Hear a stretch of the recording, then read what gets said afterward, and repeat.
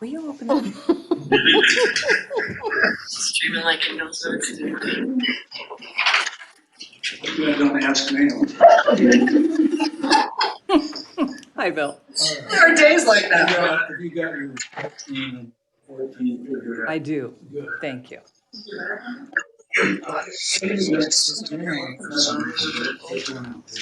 Works everywhere else. I heard the beep, so you're like, they have a key card, whoever they are. Yeah. Didn't hear the beep, yeah. That door.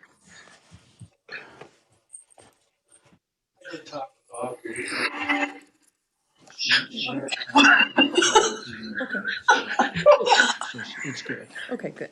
Good. Thank you.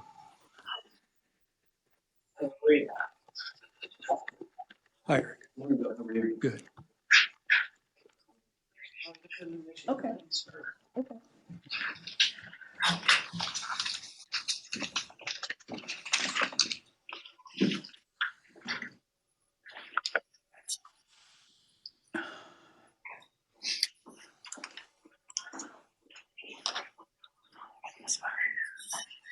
All right. Debbie, are you ready in the back? And Jane, are you ready up front? All right. Good morning, everyone. Today is Wednesday, January 24th, 2024, and we'd like to welcome everyone to the board meeting. We'll call this meeting to order at 9 a.m. The teleconference number is 971-254-3149, conference ID 866-914-607#. Audio capabilities are listen only and are offered on a best effort for the public. Our meeting is also live streamed, and you can join us online by going to our website or to tctvonline.com and click on live broadcasts. Before we get started, I'd like to remind everyone to mute your phones. You can do this by pressing *6. Please unmute your phone when your agenda item is ready to be discussed. For those joining via computer, please unmute your microphone and turn your camera on when your agenda item is called. All others must remain muted with their cameras turned off. Thank you. Public comment. Those intending to provide public comment to the board may attend in person or email submissions to the public comments email on our website. Public comments received by 12 p.m. on Tuesday will be distributed to the board, posted online before the meeting, and become part of the public record. You may also provide public comment virtually by registering ahead of time. To register, please email public comments by 12 p.m. on Tuesday prior to the board meeting. Public comments can also be mailed to the Board of Commissioners office at 201 Laurel Avenue, Tillamook, Oregon 97141. For more information on public comment options, please visit the Board of Commissioners webpage. Debbie, do we have anyone signed up online for public comments? We do not. There's one person that I Okay. thought was going to be here. Okay, thank you. Thank you, that's fine. Okay, so we will call this meeting to order and invite our guests, welcome our guests, thank you, welcome, glad to see you all, and invite you to sign our guest lists, and we'll start with the Pledge of Allegiance. Commissioner Olson, will you lead us? I will. Pledge allegiance to the flag of the United States of America, and to the republic for which it stands, one nation, under God, indivisible, with liberty and justice for all. Thank you. Okay, we do have some changes to our agenda that I'd like to describe, and those include items 13 and 14. We're pulling from items 13 and 14 certain elements of them, but not the items entirely. So item 13, we are pulling non-represented exempt executive service and pay table from that item. And on item 14, we're pulling non-represented exempt, non-represented non-exempt, executive service, elected officials, health providers, part-time, and justice facility from that item. So we'll continue with the items as they relate to AFSCME and to Teamsters. The other elements of those, we found a couple of errors, and so we certainly don't want to vote on anything that's not correct. And also, we've had interest in questions from leadership, so we want to slow down a minute and be able to take this up with our leadership team at our next leadership meeting and talk more about it in depth before we vote on it.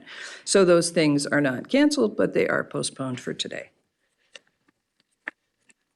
Okay, so going back to our agenda, presentations and reports. Item 5 is a service award to Commissioner Doug Olson. With us, we have Eric Swanson, President of Adventist Health Tillamook, and John Hay, the Director of Communications. Welcome, gentlemen, and good morning. John, you're welcome to come up to the table if you'd like. So I just wanted to take a moment and thank you for letting me be on the agenda this morning. When you appointed Doug to his role as commissioner, you took away one of our most valuable community board members.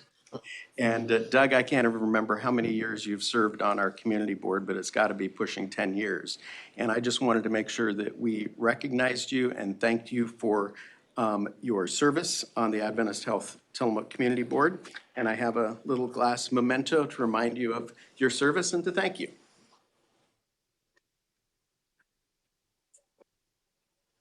Thank you very much. It is nice. That place is, ooh, it's as heavy as one. You should look up, Doug, for the photo op. Very And nice. I will leave the box with you.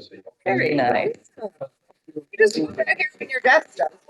Hey, thanks to Adventist and to Eric and the others. I think it has been maybe not quite 10 years. Thank you. I was asked to be on the board by David Butler, who was the predecessor to Eric at the time.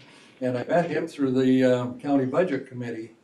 And as it turned out, we got to know each other a bit, and he asked me if I would consider serving on the hospital board. And I said, well, first, I really know very little about medicine.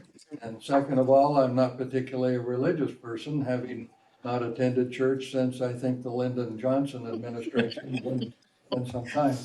But he said, well, that didn't matter because I knew how to read a financial statement and a balance sheet and an income statement. And so I did join the board, and I thought, boy, this would be something new. Well, it turned out that I found that right here in Tillamook County, we have a gem. And the gem is our hospital, which is owned by Tillamook County, but then managed and operated by the Adventist system. And I came to know a number of people, both locally and then at your regional office in California. I went down there 2 or 3 times for various meetings and so on. And I guess I found the people here are doing the right things for the right reasons. They're highly skilled. They're very, very competent and very caring, much more than I ever imagined. They're in the right business, doing the right things for all the right reasons, as I said. And so I've come to have an immense amount of respect for Adventist Hospital and what it does here. And I know it's a smaller hospital. It doesn't perform brain surgery or heart transplants, but it can get you somewhere that you can do that within a matter of hours. So I think people should pay attention to what we have, get to know the people. And I know it's a major employer. I think they're probably coming up on 500 employees with the clinics and all. So again, thank you, Eric, and thanks to the hospital. And I'll remember my time there as not only educational, but a deeper appreciation for humanity. Thank So, you. thank you. Thanks, Very nice. Commissioner. Thank you very much. Oh, yeah, thank you for being here.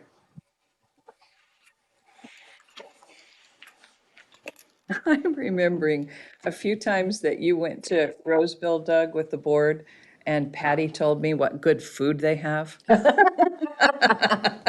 Well, it's one step above the county, I will say that.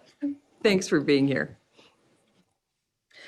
Okay, moving on in our agenda, item 6 is consideration of an out-of-state travel request for Deputy Glenn Watson to attend the National Association of Drug Court Professionals RISE 24 conference in Anaheim, California from May 22nd to 25th. And with us, we have Lieutenant Ani Seaholm from the Sheriff's Office. Good morning, Ani. Good morning, Commissioners. So yes, this would be consideration to send Glenn Watson, who's a PO here. He's our lead PO on the Behavioral Health Court. The RISE convention or conference is for the National Association of Drug Court Professional Conference. So it encompasses all specialty courts. And it's a big conference. I know they do it every other year. They may actually do it every year, but with our specialty court grant through Criminal Justice Commission, we are awarded funds to send team members to the conference. And so I wanted to make sure we got Glenn sent there, and the rest of the team is figuring out other people who will be going. One will be our court administrator, Kendra McKillop, who does stuff for the behavioral health court team. And then the team's figuring out as far as treatment providers and attorneys that would also go. So we have $12,000 awarded with that grant to send team members to this conference. So, and I have never been, but from what I've heard from who has attended, it's a really good conference, a lot of information, and they bring back a lot of, oops, my camera just went dead. They bring back a lot of information for the team for the specialty court. That sounds great. Commissioners, any questions or comments? No, thank you, Commissioner. As I've said before, I almost always support travel within certain limits, of course, but because it's a big wide world and almost always you learn something, you bring it back, and there's no point in reinventing the wheel. If others have had similar situations and worked through it, we can benefit. Terrific. Yeah, I agree. The behavioral health court, from everything that I have seen and heard, has been a real success. And I think it is a best practice model if it's not an evidence-based model. And these conferences just really help us make sure that we know everything that we should to be as effective as possible in helping people change their lives. So I'm definitely in support of sending folks to this conference. And I think the fact that the grant pays for it is a really important piece. And I don't know, is it also required, Lieutenant? Some of our grants require you to attend conferences. Is this one of those? Yeah, they do require, and I meant to look before I got on here, it's either 2 or 4 of our team members, but the budget, depending on everything, how it lands with airfare, motels and stuff, I think we should be able to comfortably send 3, if not 4, with that amount of money that they budgeted for us for the conference. So. Perfect, thank you. And so I think that is another piece of it, is this is compliance. For all the good reasons, we want to do it anyway. And the grant requires it and therefore pays for it. So thank you, Lieutenant. Yeah, I agree with that. That's fabulous, and I'm fully supportive. And I just want to say that we have excellent people working for us, and I want them to have every opportunity to develop and grow in their careers. And conferences are a very effective way to do that. So I think it's great that they can go. Okay. I think we're ready. Madam Chair, in consideration of an out-of-state travel request for Deputy Glenn Watson to attend the National Association of Drug Court Professionals RISE 24 conference in Anaheim, California from May 22nd through May 25th, I would move approval. Second? We have a motion and a second. Any further discussion? Hearing none, I'll call for the vote. All in favor signify by saying aye. Aye. Aye. Aye. Motion passes. Thank you, Ani. Thanks, Commissioners. Moving on to item 7, consideration of a 10th amendment to the Oregon Health Authority 2022 Intergovernmental Agreement number 173148 for the financing of community mental health, addiction treatment, recovery and prevention, and problem gambling services. With us, we have Frank Hanna-Williams, Executive Director of Tillamook Family Counseling Center, on the phone. Good morning, Frank. Good morning, all. Frank Hanna-Williams, Director, Tillamook Family Counseling Center. This 10th Amendment to the IGA is a minor rate adjustment.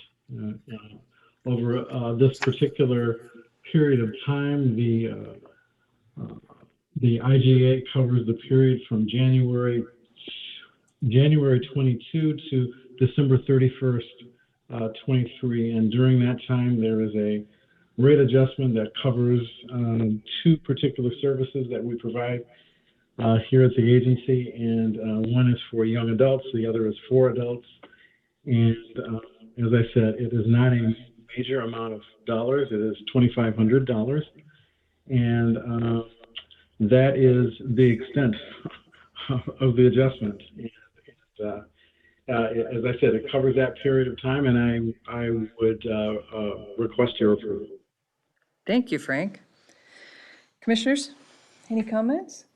No, sounds perfectly reasonable to me. Thank you, Commissioner. Thank you. Yeah, it appears to be just another amendment, as we receive so often from the state of Oregon. So I don't agree. think- We don't need a lot of conversation. I agree, and I think we're ready for motion. All right, Madam Chair, in consideration of a 10th amendment to the Oregon Health Authority 2022 Intergovernmental Agreement, number 173148, for the financing of community mental health, addiction treatment, recovery, and prevention and problem gambling services, I move approval.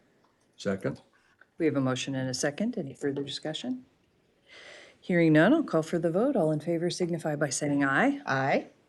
Aye. Aye. Motion passes. Okay. Thank you, Frank. Thank you, Commissioners. Item 8 is consideration of professional services agreement number 2324-022 with Synergy Health and Wellness for WIC, Nutritionist and Training Supervision Services. With us, we have Marlene Putman, Administrator of Health and Human Services. Good morning. Good morning. Yes, as you may recall, we are required to have nutrition services for our WIC program, which stands for Women, Infant, and Children. It's a national or federal program that's been in existence for a very long time. The struggle for us is finding a nutritionist to work part-time for the hours that we need. So we contract with Synergy Health and Wellness for a certain number of hours to provide nutrition consultation to our clients receiving WIC services. The nutritionist also does some training supervision for staff in the WIC program. As you will see, the agreement is for 23-24. Let's see. Health Studio.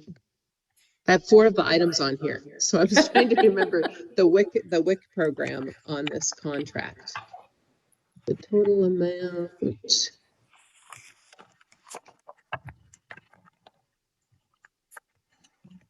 Give me one moment, is for $30,615.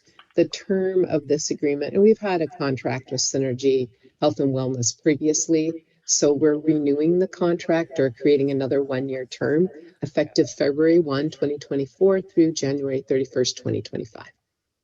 The scope of work is also attached if you'd like to see more detail at the end of the document. Thank you. Commissioners? Thank you, Madam Chair.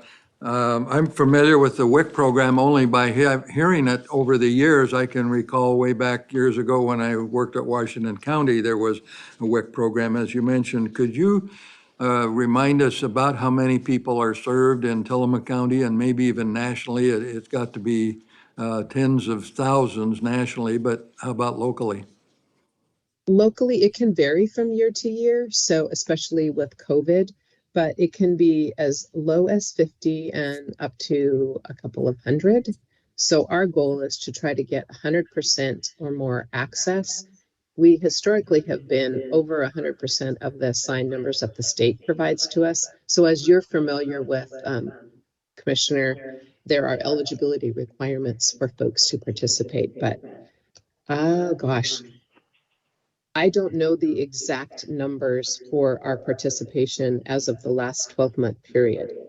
So I will check with our program manager in public health and get you those exact numbers and maybe a little bit of trend information, but it is a huge national program with primarily folks who also are Medicaid eligible participating at 100% of federal poverty. So it's a pretty strict guideline, but it is for new and parenting women and children to address the nutritional needs. They receive a voucher to be able to purchase certain, it may be formula or other food, as well as equipment that they might need for a new baby. Just throwing that in there too, in case other people aren't familiar with the WIC program. So my apologies for not having the numbers at my fingertips, but I'll send that to you all after the meeting. Okay, thank you. I don't need exact numbers. I'm just curious, something that lasts decades, has to be successful. I just wondered what the impact is and how many people have gone through that program. It's probably well in excess into the millions. Oh, yeah.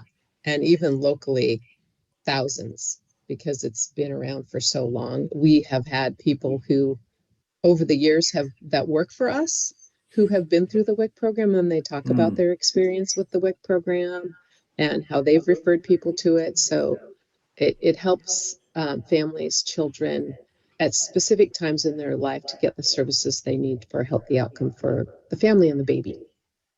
Thank you. Thank you. Yeah, I think this is a great contract, a great service. WIC obviously is really important. You know, when you talk about infants and their growth, having the right nutrition throughout those early years is really important. And I know when we were at CARE, one of the things that we often found is people were really struggling to have the formula they needed. And WIC was an amazing resource when we could connect them to make sure they got the formula, to make sure, again, that those baby brains are growing and growing in a healthy way. So having the right staff on board is important. And from what I can tell here, this is bringing an expert into our community and the WIC program at the pieces that are needed to support that. And I think it's a great plan.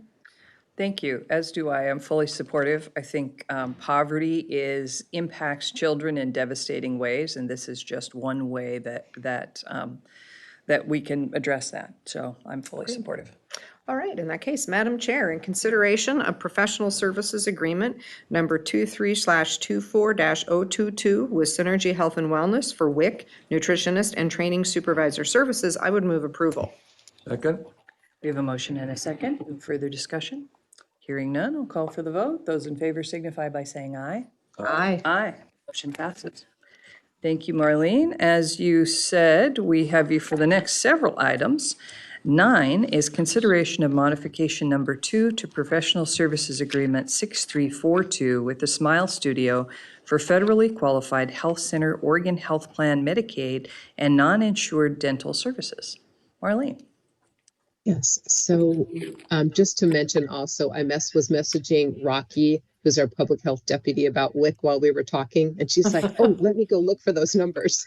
Nice. So maybe I'll have something to drop in the chat for you during our conversation. So yes, this is a modification to our agreement with the Smile Studio, which is a local dentist business that is operated that contracts with us to serve our Medicaid and uninsured folks. We've been working with the Smile Studio for a number of years. This is a modification to their agreement that finishes in 2023, but it took us a while they were out of their office to get their signature for the change of rate in this short modification. So it was listed as effective in November. So this is retroactive to finish out the program year. And the next item is for the new program year effective January 1. So it's a little bit confusing in that term's already ended, but we need the documentation to make sure that we have a contract in place specifying rates so we can make their final payment for the last calendar year. The right. rate section is item 2 that lists what the rates are, and that's the only modification. Terrific. Thank you. Commissioners? No questions for me, thank you. Okay. No, I think just comments as always. We are thankful for our local dental providers who were willing to participate with us in Medicaid dental. It is a huge need. When we opened our own dental clinic, we were given a list of, I think Marlene at one point said 5,000 or more patients who were not established with a dental provider yet at that time and were in need of a dental provider. So it is a very, very heavy workload for a very small group of dentists. And I'm just exceptionally thankful that folks are willing to partner with us because it is a lesser rate than a dentist would normally receive. So they do this as a part of caring for our community, and we appreciate them. Agreed. Yeah, and it's such an important service. Dental health is so important, and a lot of local people don't have dental insurance. So I'm very grateful that we're able to offer this service. With that, Okay. Madam Chair, in consideration of modification number 2 to professional services agreement number 6342 with the Smile Studio for federally qualified health center, Oregon Health Plan, Medicaid, and non-insured dental services, I would move approval.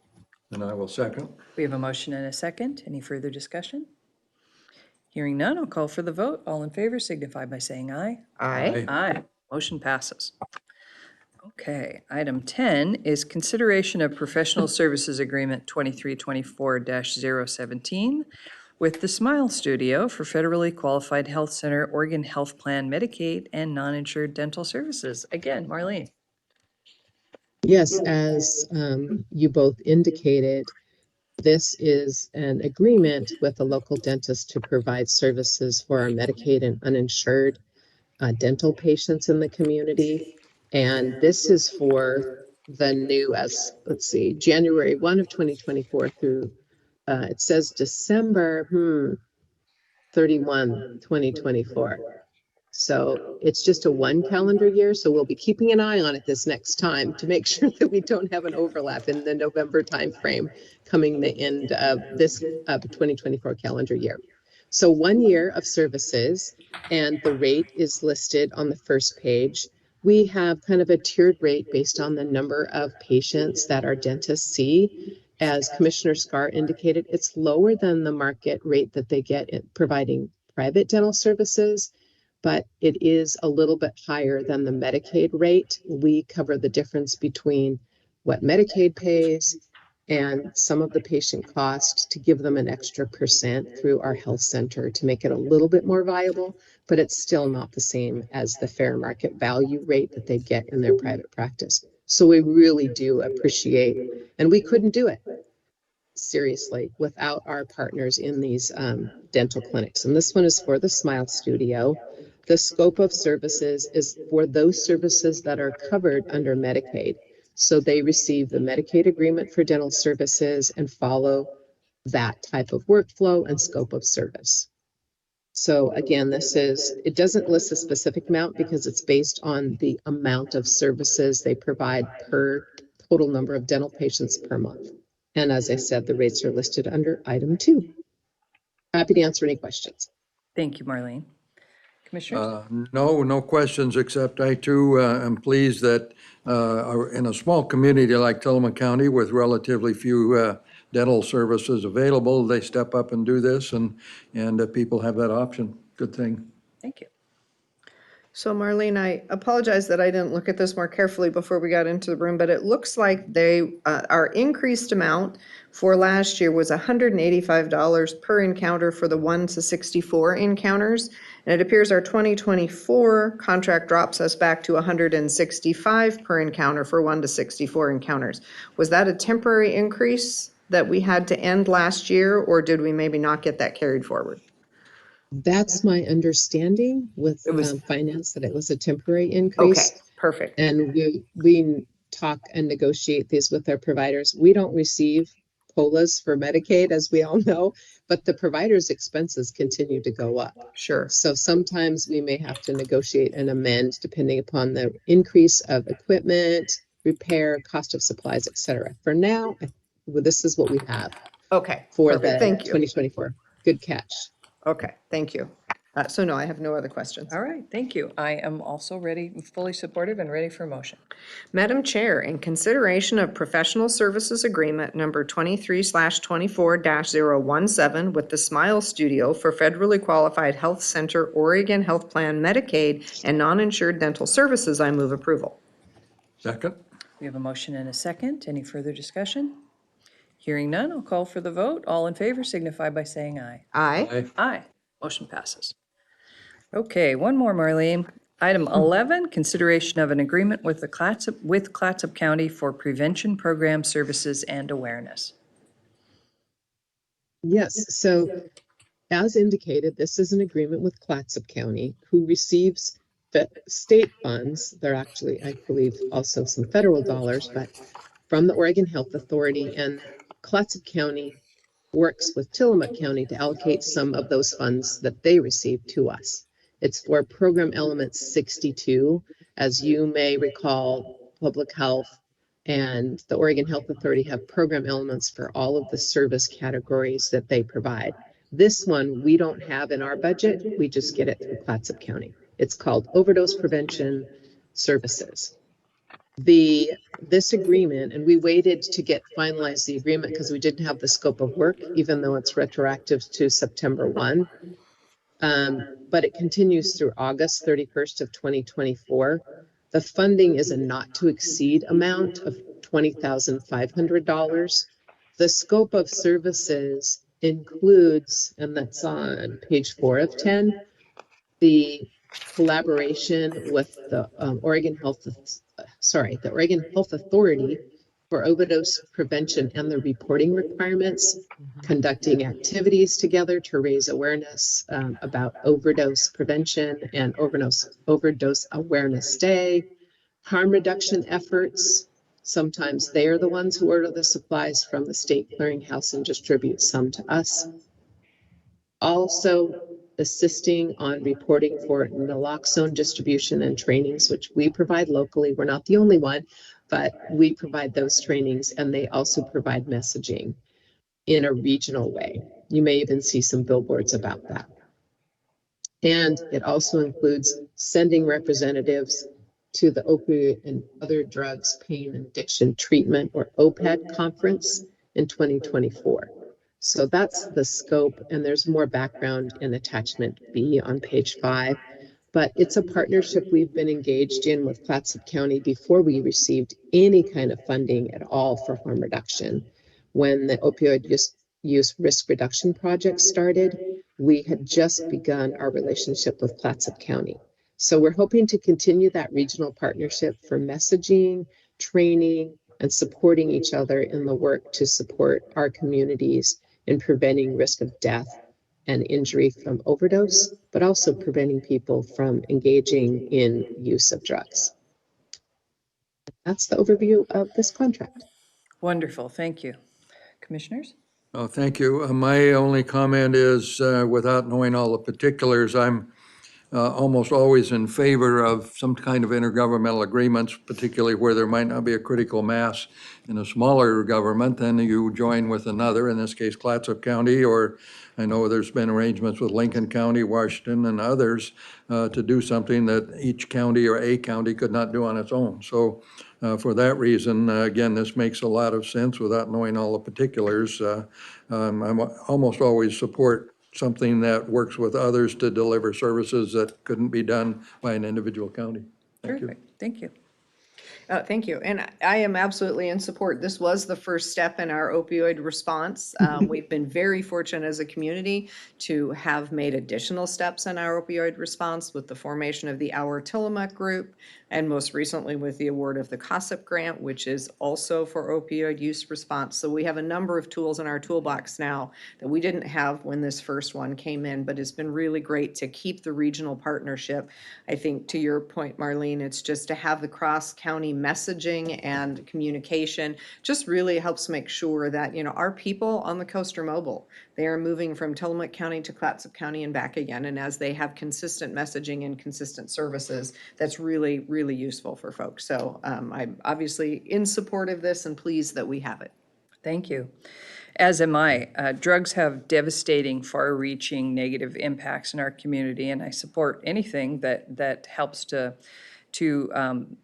treat drug addiction, and additionally, better yet, to prevent it. So I'm fully supportive. Excellent. All right, Madam Chair, in consideration of an agreement with Clatsop County for prevention program services and awareness, I move approval. Second? We have a motion and a second. Any further discussion? Hearing none, I'll call for the vote. All in favor signify by saying aye. Aye. Aye. Motion passes. Thank you, Marlene. Thank you. And just to mention, with the WIC response, Rocky said 535 individuals at this point of time to this year. Wow. So it is in the hundreds. This year. That's so great. It's that thousands, many thousands beyond that. So thank you for letting me add that. Yeah, thank Have a good you. day. Thank you. That's great. So our next item is 12, but if Chris Lady doesn't mind, I would like to move it down and take 12 after 14, because I just remembered that last night I agreed to move up items 13 and 14 for Jody Wilson because she's on her way to the airport, and I just remembered it. So I apologize, Jody. Are you with us? I'm not sure if she was going to be with us. We had originally thought she would, and then where we were pulling every item except AFSMI, I think she determined we probably had enough knowledge. Okay, so then we don't have to move don't need things around. Sorry, and you're thank you. I thought And you're you- gonna take those? And I'll take those, yeah. Okay, all right. So, never mind. Item 12 is consideration of Amendment 0002 to United States Department of Transportation Federal Highway Administration Funds Transfer Agreement Number 690-567-20K500003, Western Federal Lands Highway Division. Good morning, Chris. Chris Lady, Good Director morning. of Public Works. Good morning, Commissioners. This pertains to the reconstruction or the new alignment for the Cape Mears Loop Road. The project is 95% complete. They have the contractor has some work that they need to do in the spring, some corrective action to be done in the spring. All this agreement does is extend the date from 2023 to December 2024. The project is currently under budget, and we anticipate some reimbursement coming back our way. So this is really the mechanism to allow that to happen. Well, reimbursement is great. Yeah. We like that. Yeah, A refund is really the appropriate term. yeah, wonderful. No, I discussed this with Chris briefly. He thought he might not be here today, but here he is. So, no, there are no issues, and indeed, if you can get something done and have money left over, that's ordinarily a good thing. So I'm in support. Great. I am in support as well. Under budget are just, those are magic words we rarely hear, so thank you. True. Okay, I think we're ready for a motion. Okay. Madam Chair, in consideration of amendment number 0002 to the United States Department of Transportation Federal Highway Administration Funds Transfer Agreement Number 690-56720K500003, Western Federal Lands Highway Division, I move approval. Second. We have a motion and a second. Any further discussion? Hearing none, I'll call for the vote. All in favor signify by saying aye. Aye. Aye. Aye. Motion passes. Thank you, Chris. Okay, item 13. And again, this has been revised. So consideration of revised AFSCME General Service, AFSCME IT, AFSCME Behavioral Health pay tables effective July 1, 2023, resulting from market study adjustments. And it looks like Tillamook County Treasurer Sean Blanchard and Deputy Treasurer Deb Jacobs are going to carry this item for us. Thank you. Along with Commissioner Scar, Director Wilson put a lot of work into the market study for all of the employees with the county. This is to adopt the AFSCME, which has gone through the collective bargaining agreement. So it's the AFSCME IT, AFSCME Behavioral Health, and AFSCME general employees to adopt their pay tables. She and her team put a lot of work into this, a lot of work into the non-rep and the executive service and all around in the county. It has been ongoing to get this market study, comp study done since before she was here. I think people have been asking for this, so a lot of hard work. I'm glad she's finally taking some time off. More than happy to carry it for her. Terrific, thank you. Commissioners?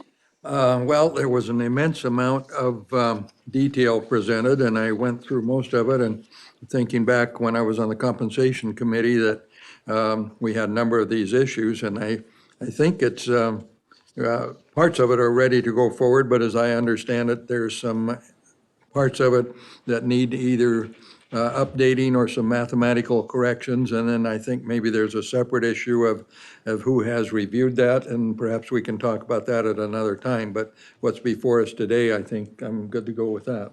Okay, thank you. Perfect. Yeah, and I agree. The wage study, we started it with HR Annie when we had the consultancy. Did we start it before? We started before then with HR Answers. That was in 2017 or 18, I think it was started. Then we had HR Annie. We did have a director in between that attempted to, they didn't stick around, and then Jody has really jumped in with both feet to get that done, because that has been a wish list on the commissioners and the budget committee to get done. Thank you. Yes, it has been. And it's challenging. And I want to speak just briefly to that because wages are not only what helps us pay our bills and feed our family, they're also something that's very closely tied to how people feel about their value. And I think one of the things that's come up in this wage study that's very challenging is that we have looked at our comparators, sorry, across the state of Oregon, which means we've looked at counties of similar size to ourselves. We also added a couple of comparators that are slightly larger counties but have similar cost of living in an effort to try to balance how we adequately and fairly compensate our staff. And it is challenging because I think a lot of times we look at the numbers on the page and we just feel like, but it's not enough, either because we are struggling to pay our bills with what we make or because we just don't feel like it adequately represents our value, or because we're talking to somebody in a neighboring county that is not a comparator because they're much larger and they are getting paid more.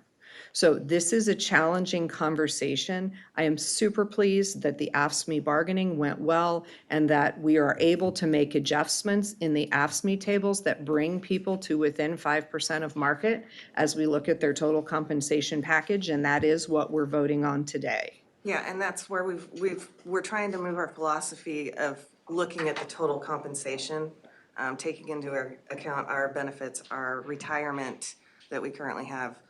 You know, it is pretty, it's good in the county. I don't know how to put that into a number to get that across, but yeah, I appreciate that the commissioners have chosen to look at the whole compensation and not just wages going forward, and hopefully we get everything else moved forward. Thank you. Well, this item 13 in particular, is we're adjusting pay tables for the 3 categories of AFSCME, as we've said. And I feel great about this contract. I feel proud of this contract. There was a lot of hard work that went into it by a lot of people, as has been mentioned. And I think that it was really good work. And, you know, negotiating a contract is always difficult, but this was really good work. So I am fully supportive. And again, I'll repeat myself to say that the elements that we have postponed in these 2 items, we will revisit probably in 2 weeks, but, you know, stay tuned. Sean, did you have another comment? No, I did not. Thank you, commissioners. Appreciate it. Please. Oh, thank you. I just wanted to add one comment. As I said, I've been on the compensation committee for quite a number of years, and we've looked at these sorts of things. And this probably is the best and the most thorough and the most comprehensive approach to this over recent years, for sure. And having been around this stuff for a while, I would just say for those who might be listening, compensation studies are as much art as they are science. I have yet to see 2 jobs that are identical across the state or across America, for that matter. They're simply not, because there are geographical disparities, there are funding disparities, there are equipment. There's some organizations have the latest and greatest and the newest, maybe in the medical field or whatever, and others struggle with stuff that's dreadfully out of date. And so to say that A equals B equals C is really not entirely accurate. It's a starting point, but there's so much more to this. So when you end up with something and try to reduce it to a single number on a piece of paper, like I say, I think it's more art than science, but it's certainly better than nothing. There's some logic and reason behind it, but I just like people to understand that you can't say, well, so-and-so over in Marion County makes this amount and over here they don't. There's a whole lot more to that than just numbers on a piece of paper.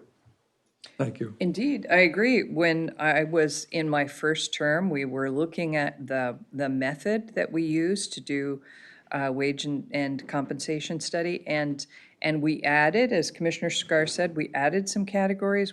Because we found that we were not competitive, we added a category of counties that have a similar cost of housing, because our cost of housing is so high. And we added counties in close proximity to ours, sharing borders, not all of them, but some of them, because we were definitely losing employees to our neighboring counties. So, we've done, we have expanded the category of comparator counties, and I think that it's a good opportunity, having pulled some of these categories, it's a good opportunity in the coming weeks to communicate more about the method, how we arrived at the method, what the method is, what the logic is, why we believe in it, and also why we can't pick and choose. We can't pick and choose comparators. We can't pull from, this county for this department, for example, or this county from this department. We have to have a set of comparators that we use for our county. So more communication is always better. So I look forward to those conversations. Yeah, I agree. And I think the other thing that was impactful in this is for the first time, based on a new law that I think came out in 2018, we were required to look at something called pay equity.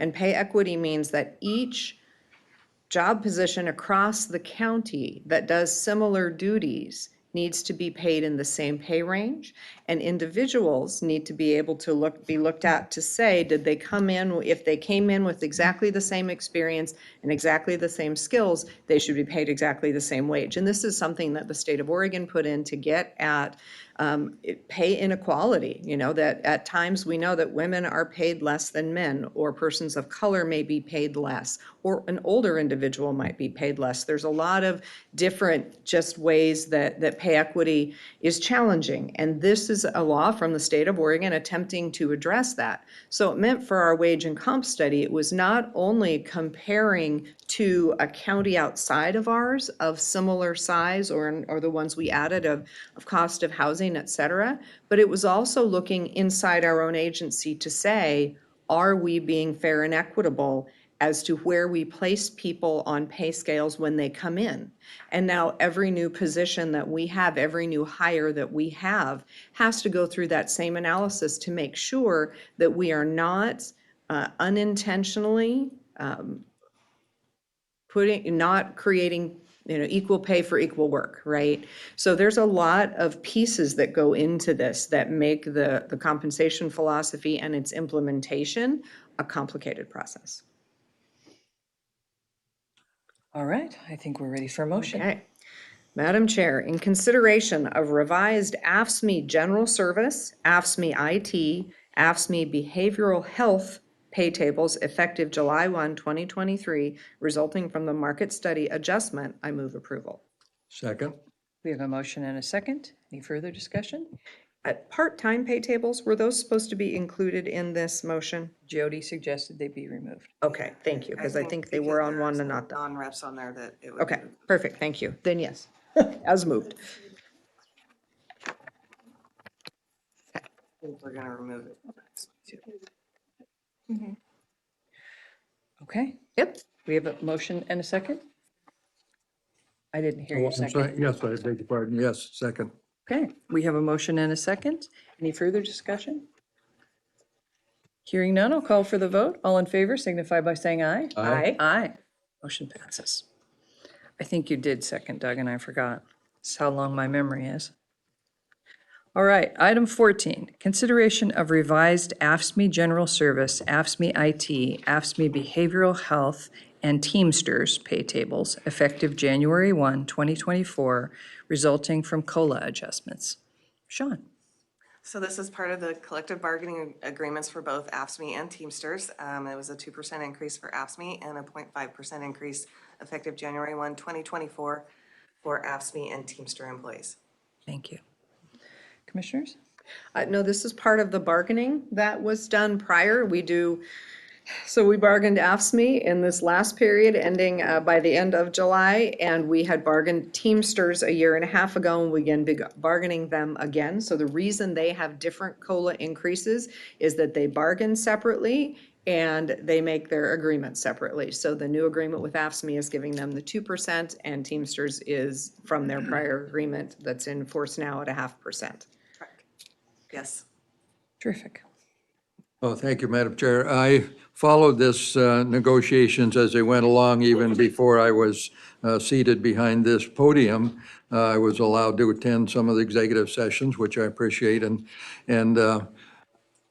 across Oregon, we've had some labor difficulties this year. I know some teachers in certain areas, Yamhill County, I think, struggled. And so I'm very pleased to see that it didn't rise to that level, that I think both sides came to the table and said, how do we get from here to there, and how do we get the job done, and how do we come up with something that's fair and affordable and that works for everybody, and we got there. And so I'm in full support of that. I'm always happy to see labor negotiations come to meeting of the minds and some friendly closure, because it so often goes the other way, and sometimes when it does, those feelings last for a long time and harm the organization. So I'm particularly pleased that this got done without anything too radical, and here we are, and so I'm in full support of where we are.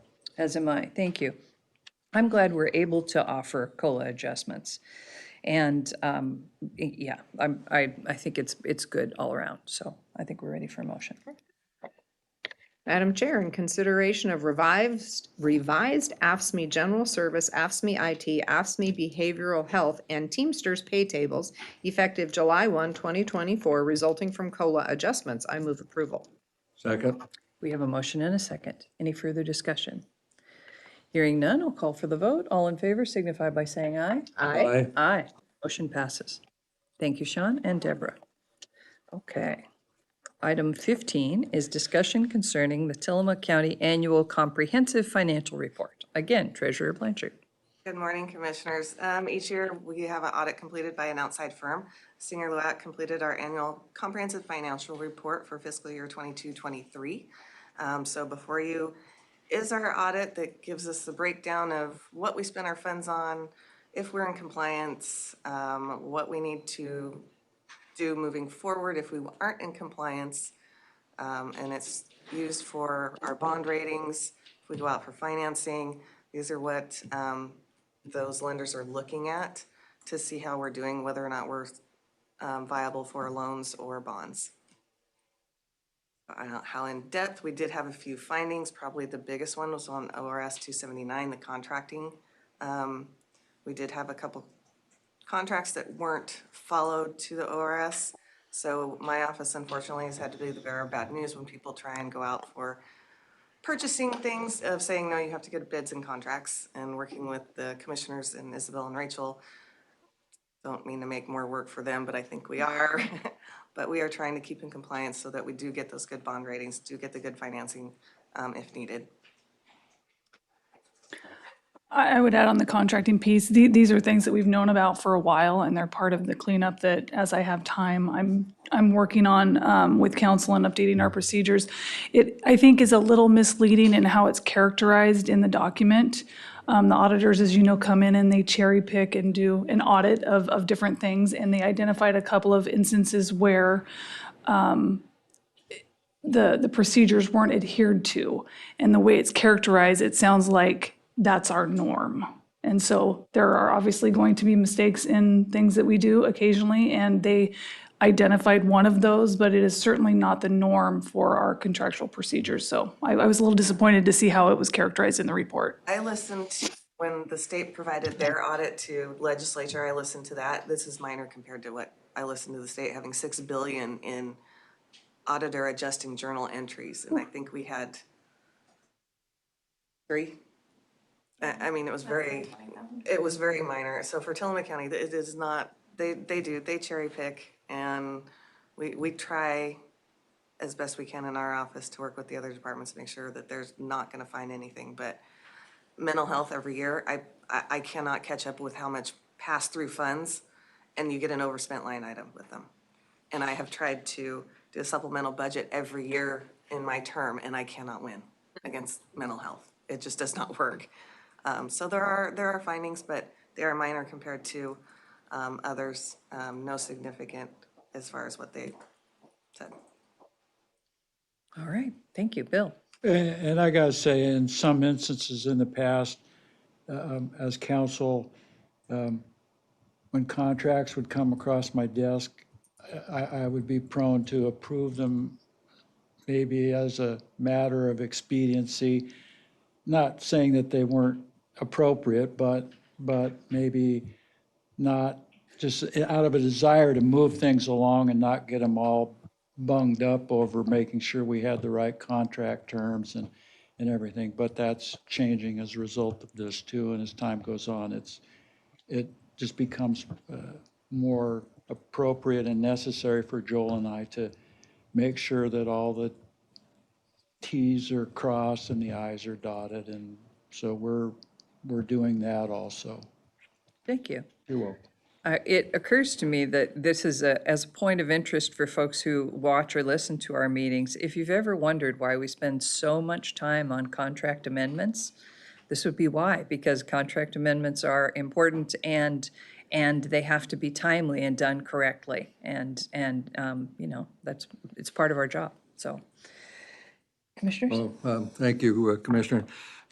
I did read a good share of this year's, and I've read them in the past as a member of the Budget Committee, and it's not, if you have trouble sleeping, this is a possible remedy because there's an immense amount of material. But I would just remind our listeners that Tillamook County has a budget of 140 million plus, and it's spread across dozens of different funds from probably hundreds of different sources.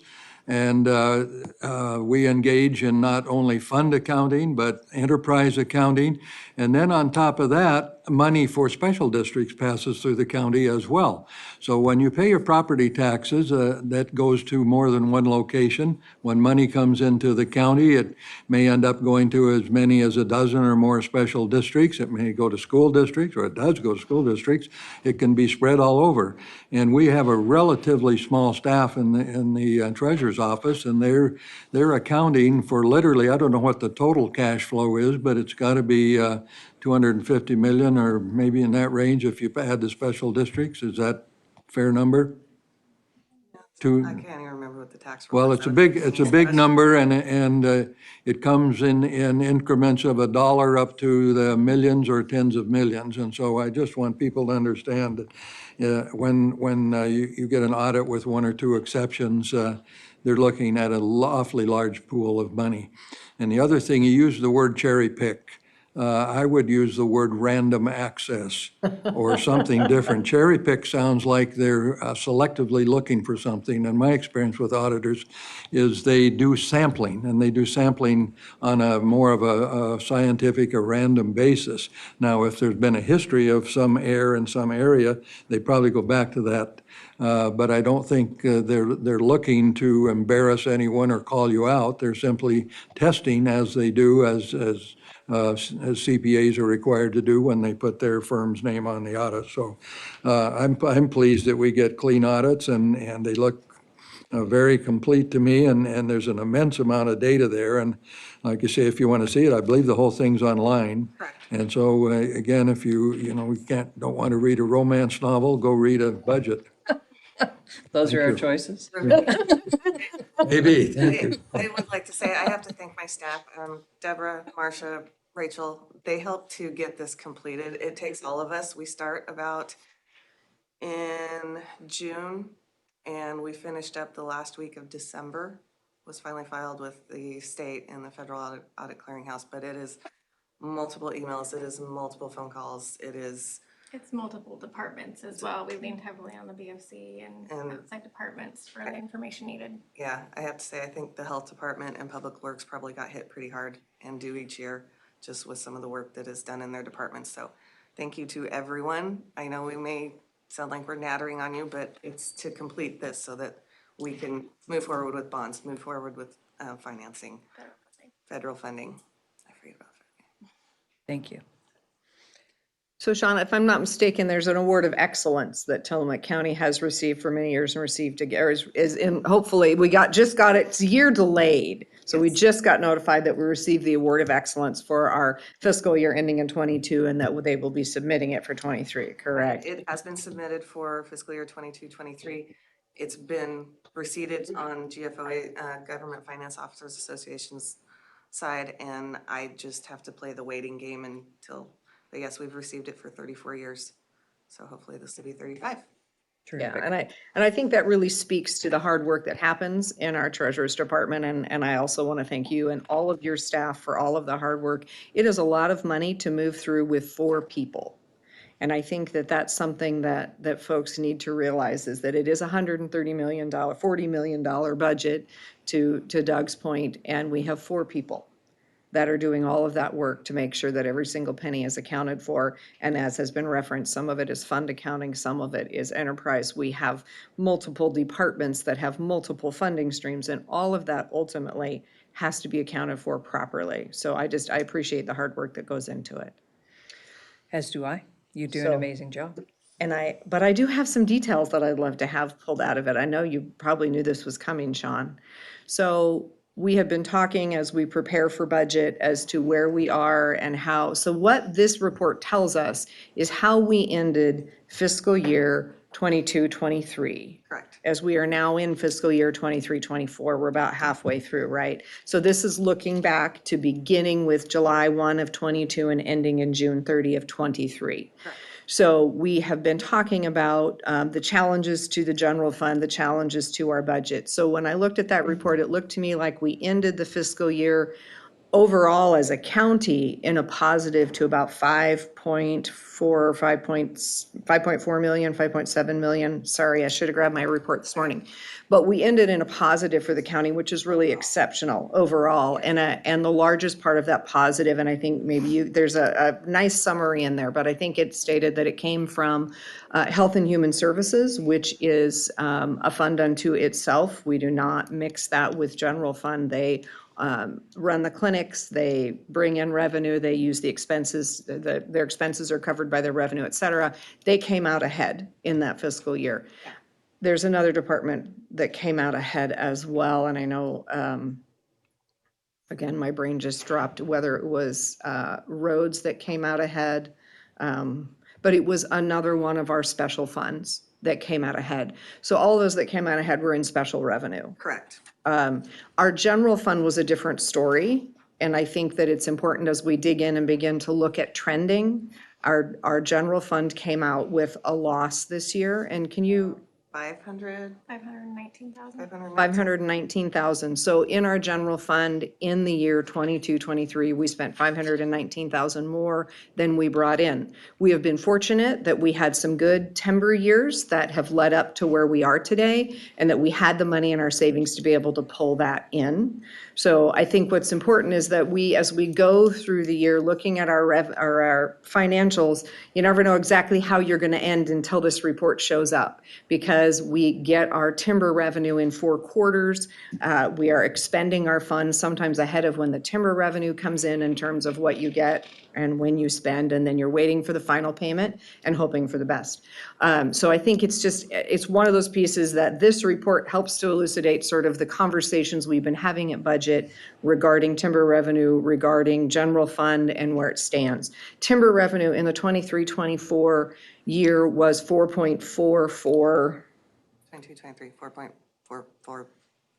4.44 and change. And change. So when we budgeted 4.5 in the fiscal year that we're sitting in today in 23-24, that was informed by a 10-year average. And in 22-23, we actually landed exactly at that 10-year average. We are hopeful that this year we'll exceed that 10-year average, but we don't know that and have our fingers crossed. So again, this report is really important because it does give us the final numbers that show all of the when revenue arrived, how we spent it, and where we ended.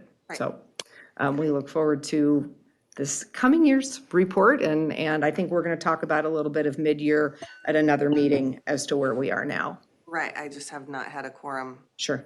to call a budget committee, and it does take a little time to notice it.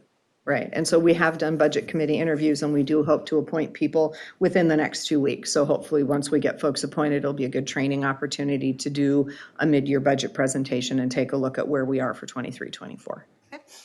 So thank you guys very much, appreciate it, appreciate you bringing it forward. All right. I believe we're ready for a motion. So do we approve this? I think it's just discussion. It's just a discussion. It's just a Yeah. discussion, All right. which is interesting because most boards approve financial or audits. Bring it back next week if you want to I approve don't it. know. The auditor doesn't require us to approve it? Okay. Okay. Not that I'm aware. Okay. I've brought it to you before, but it's always just been a discussion. Okay. All right. Thank you. Thank you both for being here. Okay. Moving on to item 16, we have consideration of an agricultural lease with Misty Meadows Dairy LLC for vacant land at Township 1S, Range 9W, Section 29, Tax Lot 1000, Tillamook County, Oregon. Rachel Haggerty, Chief of Staff. Good morning, Commissioners. Morning. Last September, Tillamook County acquired what we call the raw property, 46 acres of farmland along McCormick Loop. We acquired it with the purpose of having an opportunity to do future housing development. The prior owner, Mr. Raw, had been leasing the property to Misty Meadow Dairy for quite some time. And in the middle of our property negotiation, the county's property negotiations with Mr. Raw, Mr. Hogan reached out to me expressing interest for when the county did acquire the property that he would like to continue leasing it. So we acquired the property in September, and we, after that, began negotiating a lease that took some time with Mr. Hogan. And so before you today is that lease. A couple of things of note, it is for the whole, it does state that it is for the full 46 acres, but it also provides an exception that he is not to be farming the wetland areas or the area north of that, the stream between the property and Brookfield. And it also describes the term, with the initial term being, because he had been farming it even after we acquired it. So we have the date of this lease beginning, the date we acquired it in September. So the initial term is from September 26th, 23 through the end of the year, December 31st, 2023, with a prorated lease amount of $1,860.27. We've received that payment, and Hogan's have executed this lease before you today. The annual revenue thereafter begins with a $7,000 rent payment for 2024. I've not received that yet, but upon execution of this, I'll reach out to Mr. Hogan. And then after 24, beginning in January 1 of 25, the rent will increase automatically 10% annually. So this is ready for consideration. Thank you. Commissioners? Thank you. It seems fair to me. I think we had a brief discussion at a work session about this, as I recall. And again, it's the same tenant leasing the same land, just a different owner, as I understand it. And so things roll forward. And if we can accommodate our dairy industry so the cows can wander around a nice field, I'm for it. Thank you. Yeah, I agree. This property is for future housing development, but we know that that will take some time.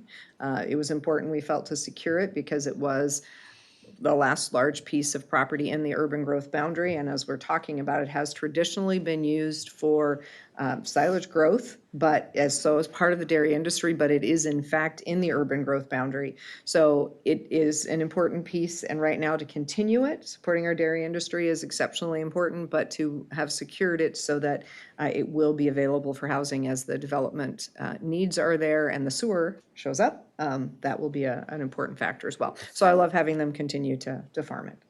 Oh, likewise, I think dairy farming is the ideal interim use for that property. And in case people are wondering, we're paused on any question of development of that property until there is, because the city lacks the infrastructure to take sewage that far east at this point.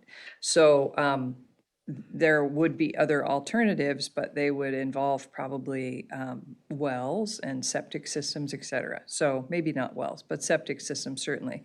So we're in a holding pattern with that property and until it is developable. But in the meantime, I think the farm use is perfect for it. So I am also supportive. Okay. Madam Chair, in consideration of an agricultural lease with Misty Meadows Dairy LLC for vacant land at Township 1 South, Range 9 West, Section 29, Tax Lot 1000, Tillamook County, Oregon, I would move approval. Second. We have a motion and a second. Any further discussion?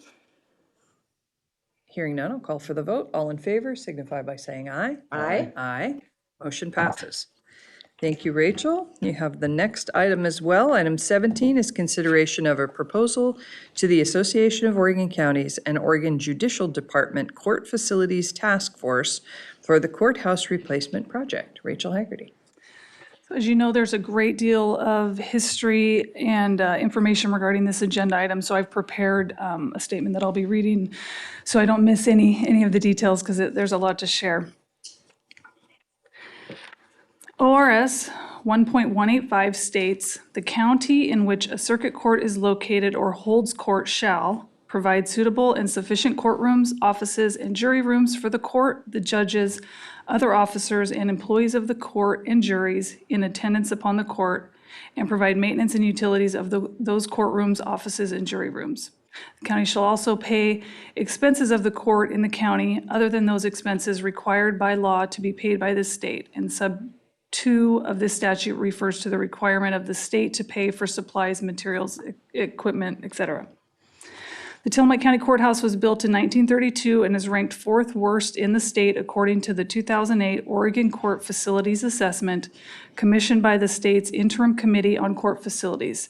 It is 45th of 48 courthouses. For decades, Tillamook County has attempted to solve courthouse security, space, ADA, and seismic issues. I have spent a considerable amount of time and been involved in numerous attempts, all which have resulted in only minor remodeling to mitigate an urgent need or dead ends due to budget or political reasons. The most recent attempt to resolve these courthouse issues came to a halt during the 23 budget hearings.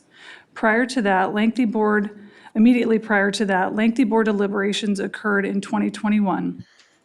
After giving another run at exploring solutions, the board affirmed that it wanted to invest in the courthouse as it was not cost-effective to abandon the courthouse and start new here or elsewhere. More space was needed, and that the courthouse should provide safe, efficient, and pleasant spaces for employees to work and visitors to visit. These deliberations resulted in the board's decision to proceed with a 3-phased project that involved Phase 1, courthouse remodeling, Phase 2, construction of a new county annex, and Phase 3, additional courthouse remodeling. More specifically, the Phase 1 remodeling included remodeling the Board of Commissioners meeting room to relocate courtroom 108 operations to a larger space, remodeling courtroom 108 for the board's new downsized meeting room, remodeling the Nestucca meeting room in the basement to support circuit court jury assembly, and completing a seismic assessment. Phase 1 was fully completed between January and June 2022 at a cost of $561,422. With the state's funding contribution toward the board's meeting room remodel for the circuit courtroom, the net cost to the county for Phase 1 was $473,726. For the Phase 2 county annex, following Phase 1, the county was in a holding pattern, waiting to hear whether its $1 million request to the Association of Oregon Counties, Oregon Judicial Department, Court Facilities Task Force, and ultimately the legislature, was approved for the 23-25 budget biennium. This funding, combined with the county ARPA funding and other county funds that had been intentionally saved beginning in 2016 for the sole purpose of a courthouse solution, the funding nearly bridged the gap in being able to build a county annex that would have relocated the Board of Commissioners offices and meeting room out of the courthouse and freed up space to complete the expansion of the state circuit court operations. In spring 23, during the fiscal year 23-24 county budget hearings, $1.8 million of the Phase 2 budget was cut from the budget and reallocated to other county needs, effectively halting the project. Due to the lack of board support and matching funds, county staff subsequently did not lobby the legislature for the $1 million request, and funding was not awarded. If the county annex in Phase 2 was constructed, Phase 3 would have consisted of further remodeling in the courthouse, which included relocating certain court staff to the former BOC offices that were now in the new annex. Those would have been relocated adjacent to the remodeled courtroom, remodeling former court staff spaces for county use, installing HVAC in courtroom 102 and other spaces in the courthouse, constructing an ADA access and sally port, and exploring potential seismic retrofitting throughout the courthouse. The project has been generally dormant since the funding was pulled last year and the legislature overlooked the county for funding until over the last several months. We've been made aware that circuit court space needs have continued to grow, in part due to the establishment of new specialty courts that they're participating in. The county was contacted by a private property owner regarding an opportunity to purchase a private property that could support all of circuit court and district attorney operations. And the Association of Oregon Counties Oregon Judicial Department Court Facilities Task Force released its deadline to submit project funding again for requests to the legislature for the 25-27 biennium. The deadline for that request is next Monday, January 29th. With these recent developments, staff have been exploring solutions once again with the board. This morning, at your request, I present to you for your final consideration an alternative to submit to the task force. This presentation should be considered as my findings and not my opinion. This alternative revises the county's 2022 submission to the task force from a three-phased approach, which I just described, with a county annex, to a two-phased approach with a courthouse replacement. To be clear, this does not literally replace the courthouse. The term courthouse replacement is being used because of its state reference to the significant state bond funding the county can access due to the scope of this two-phased approach. So the two phases are phase one, which we've completed and should still be considered as progress toward the overall solution. The revised phase two entails acquiring a 3-acre property and 13,000 square foot building, remodeling this building to support all circuit court and district attorney office operations. As depicted in the executive summary in your packet, the first part of phase two would occur over 24 and 25 and includes this proposal to the task force for the 25-27 biennium with a request of $1 million. The total cost for this initial phase of phase two, the acquisition and engineering design, is estimated to be around $3.9 million, with $2.9 million coming from county funds and $1 million coming from the state. And it should be noted, these are very preliminary estimates with me using a rough estimate per square foot of remodeling costs. So these numbers should be taken with a grain of salt. The second part and conclusion of phase two would occur over between 2026 and 2030 and would require a proposal from the county in January of 26 to submit to the state's 27-29 biennium, and that request would seek construction funding which would access the state bond match through the legislature. The estimated cost for remodeling the 13,000 square foot building and relocating circuit court and district attorney operations is estimated to be around $9.7 million, with $3.5 million coming from the county and $6.2 million coming from state bonds. There's additional funding details and timelines in your proposal, which is the proposal that would be sent to the task force. And I've briefed you all on this and we can discuss further today at your pleasure. This is a very long-term project with county funding needs that spread over at least 6 to 7 years. None of this would be allocated out of this year's budget, or the bulk of this would not be in this year's budget or next year's budget. In closing, as the board is forced to balance how to fund expensive mandated services, the decision before you all is a tough one with significant budget implications and political considerations.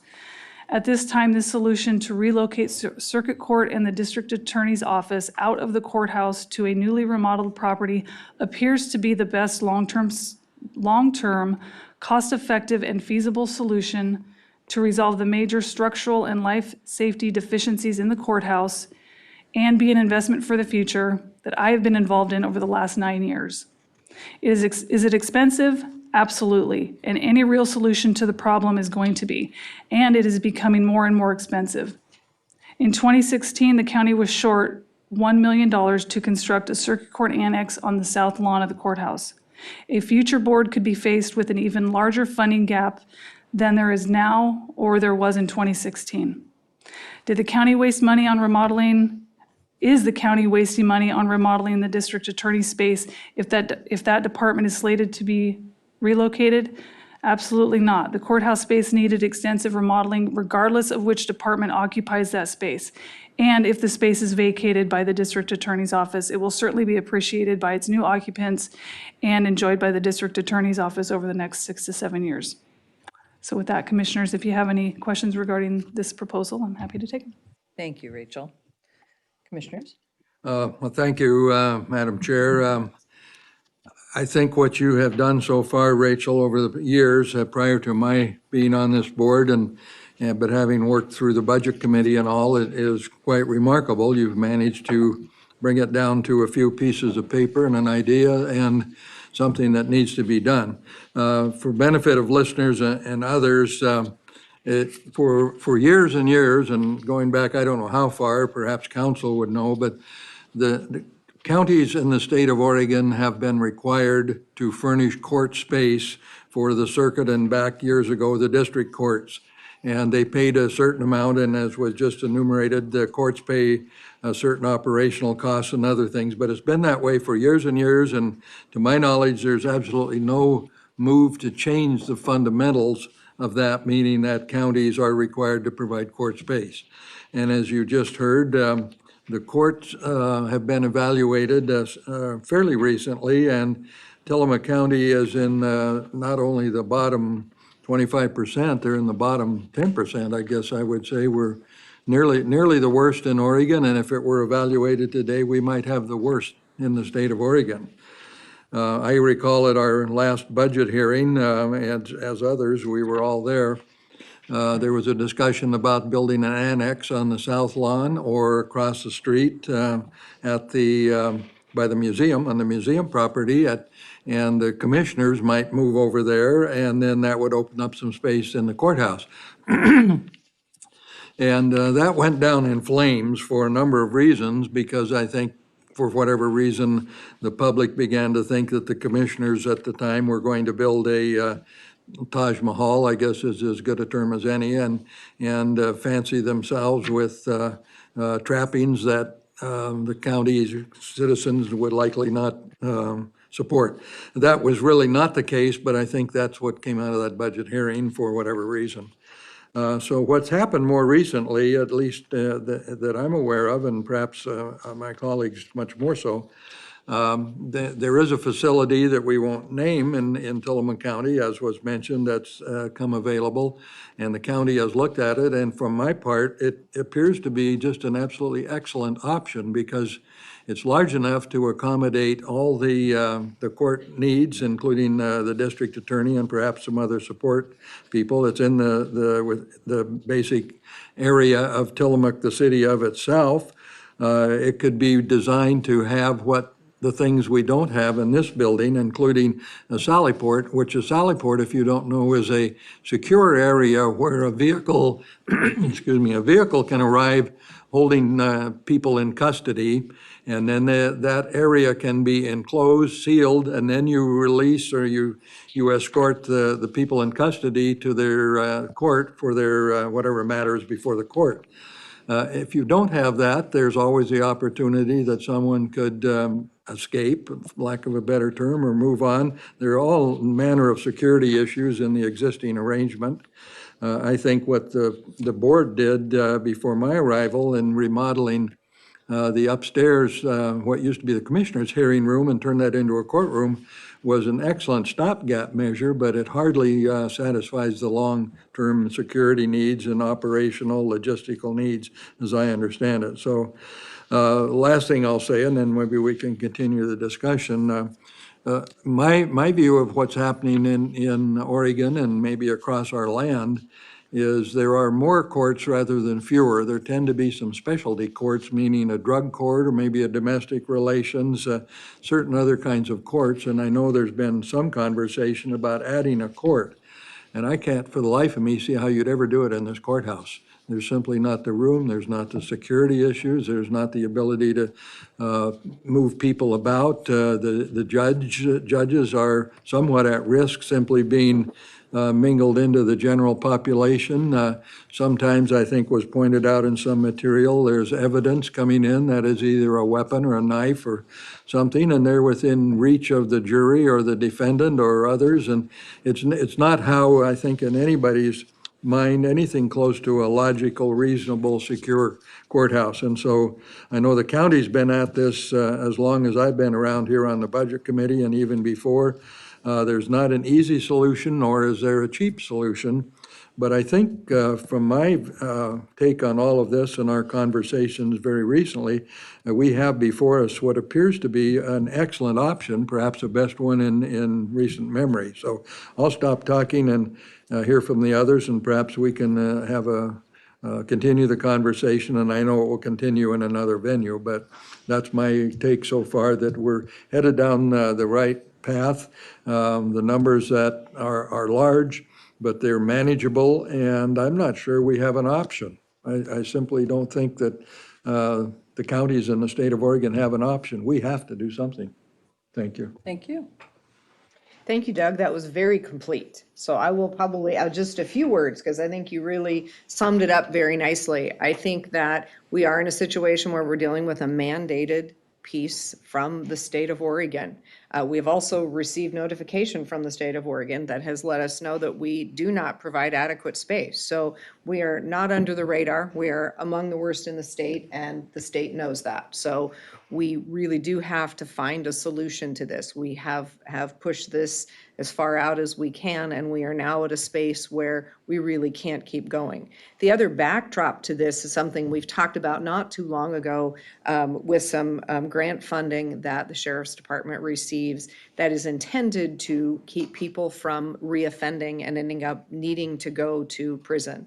There is a real push at the state level to have the counties do more and to have the circuit courts do more to keep people from being imprisoned at the state level. So when we talk about behavioral health court and when we talk about family treatment court, when we talk about the need for that third courtroom, it has to do with what the state is pushing our direction, which is do more to help people not need prison, which is a wonderful goal. I mean, that's something, how can you not get behind that, right? Providing services to people that allow them to live a productive life rather than go to prison. Those are really positive things that we want to do. But court space for additional positions such as release officers, which is a new position in the court that I've heard talked about at the state level, and I believe with Judge Hill here, that's another body, that's another person that needs a place to meet with folks so that they can help them effectively be released from our local jails and do better so that they don't end back in prison. So it's a tough situation. We're mandated to provide them the services that the need for the circuit courts. The state continues to push more work to the circuit courts to take place in the counties to help people. And that's all good. But for us sitting in 1932 courthouse with a very limited footprint, we're really tight. And we do have to find a solution. We can't continue to say to circuit court, sorry, just put another cubicle in. If they have 8 feet each, they'll be fine, right? It doesn't work that way. There is a point at which you really do have to adjust, and I think we may be there.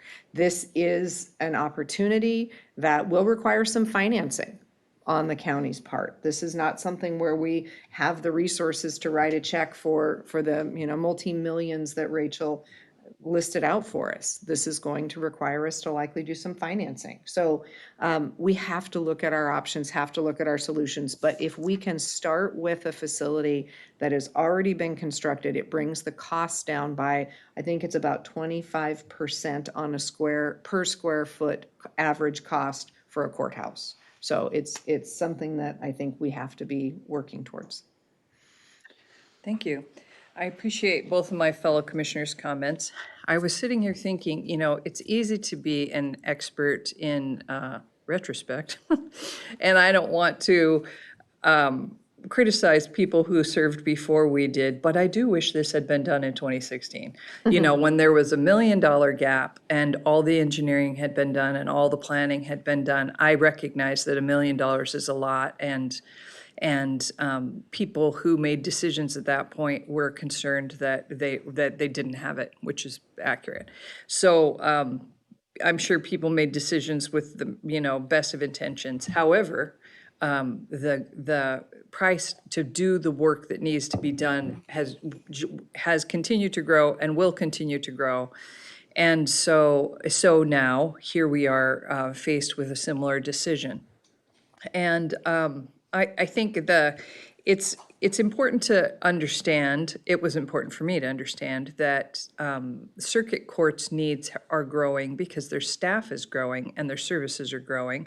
As Commissioner Scar just mentioned, they just don't have enough room in this building, and planning ahead, they may, in the future, they're considering having a third judge and needing another courtroom, or maybe another couple more courtrooms for specialty courts. So it appears that this building simply won't meet the current or future needs of circuit court. And I agree with Commissioner Olson that last year, the issue of the annex got misrepresented in the sense that there grew a public perception that the commissioners just wanted to build themselves some fancy new offices, which was never the case. Our offices are more than adequate, and this room, as far as I'm concerned, is more than adequate. So it wasn't for us, it was that we thought if we moved out, the space we vacated would be enough for circuit court. And it's come to our attention now that it's not, that even if we move out, the space we vacated isn't enough for circuit court. So this is a good opportunity. It's the best funding opportunity. To build court facility comes with the 50% funding match from the state, and it's the only thing that does. So otherwise, if we do a remodel of some kind, we can apply for the $1 million that Rachel was talking about earlier. But in order to get the 50% match, we need to build a whole new court facility. So it's daunting, but it would be amazing to be able to solve this problem. And so I think, it's all, this discussion today is to say that we're pursuing the possibility of it, not that we're doing it, not that we've bought the property. So, but we're interested in pursuing the possibility of it. We're interested in solving this problem in the long term. So I think we're all supportive of that. Further discussion, commissioners? Then I think we're ready for a motion. Madam Chair, in consideration of a proposal to the Association of Oregon Counties and Oregon Judicial Department Court Facilities Task Force for the Courthouse Replacement Project, I move approval. Second. We have a motion and a second. Any further discussion? Hearing none, I'll call for the vote. All in favor signify by saying aye. Aye. Aye. Aye. Motion passes. Thank you. And thank you, Rachel, for all of your work on this and all of your work on the multiple iterations of this. This particular subject, I know, has taken up a lot of your time over the years. And I really appreciate your thorough timeline and description today. Thank you. All right. Board concerns? None for me today, thank you. Nothing, no, I believe we have a work session or we can discuss a few things this afternoon, but I'm good for today. Terrific. Thank you. Okay, I want to announce to folks who are listening that KTIL is offline. Maria Nagy, who's the manager of KTIL, asked me to communicate to folks that the ice storm knocked out their tower in Cape Mears, and they have ordered replacements and engineering. They tried to fix it this weekend. It wasn't possible. Both FM stations are down. It's a significant issue. It's significant for our community and also for emergency management. So yesterday I talked to Randy Thorpe about it because KTIL is essential to community communications in emergencies, but also just to our community and our way of life. So Maria asked me to communicate to the public that they're down, they have a plan, they've ordered the parts, they can't wait to get back up and going, but that's why all you hear is static right now. Okay. Commissioner, may I ask, is there a timeline on that? Have they offered the radio station? Well, no, because she said that they tried to repair it this weekend and weren't able to, and so they're continuing to work on it. But it's urgent for them. So she didn't have a date though. Okay, thank you. You're welcome. Okay, here are announcements. The Commissioners will hold a board briefing on Wednesday, January 24th, 2024 at 2 p.m. to discuss weekly Commissioner updates. The meeting will be held in the Board of Commissioners Meeting Room 106 in the Tillamook County Courthouse at 201 Laurel Avenue, Tillamook, Oregon. The conference number is 971-254-3149, conference ID 866-914-607#. This meeting is adjourned at 10:33 a.m.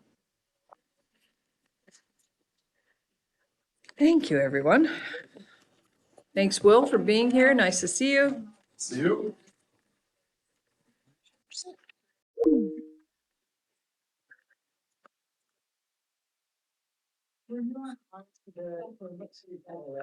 What?